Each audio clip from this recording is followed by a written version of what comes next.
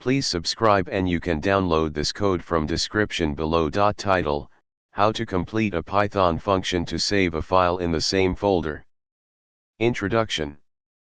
In this tutorial, we will explore how to create a Python function that saves a file in the same folder where your script is located.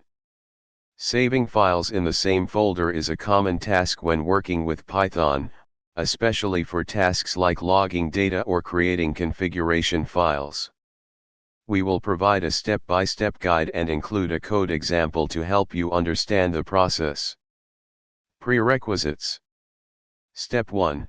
Import the OS module. The OS module in Python provides functions for interacting with the operating system, including file operations. Import this module at the beginning of your script. Step 2. Define a function. Create a Python function that takes two arguments, the data you want to save and the file name under which to save it. For this example, we'll create a function called save_to_file. Step 3. Get the current script's directory. To save the file in the same folder as your script, you need to determine the path to your script's directory.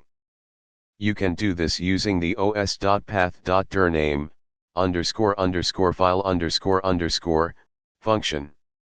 Add this line to your function. Step 4. Create the full file path.